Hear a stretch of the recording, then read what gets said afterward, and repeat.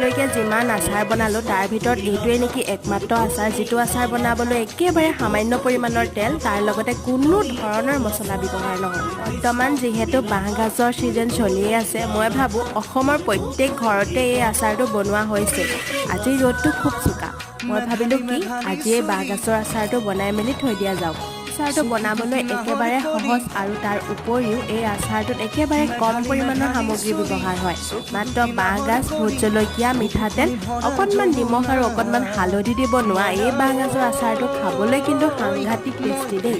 আচাৰটো মই কেনেদৰে বনালোঁ সেয়াটো আপোনালোকে ভিডিঅ'টোত ভালদৰে দেখিলে। ইয়াৰে খালি এটা কথাই মন কৰিব, আচাৰটো বনোৱা 5 দিন বা 7 দিনৰ পিছতে খাব। মানে ভোট জলকীয়াখিনি ভিজি যেতিয়া বাঁহগাজখিনিত সোমাব তেতিয়া টেঙা আৰু জ্বলাৰ খুব ধুনীয়া এটা আচাৰ তৈয়াৰ হয়। এই চৰ্দি ভাল হোৱা নাই বাবে মাতটোও ভাল হোৱা নাই। আজিলৈ ইমানেই, আকৌ লগ পাম নেক্সট এটা ভিডিঅ'ত। বাই।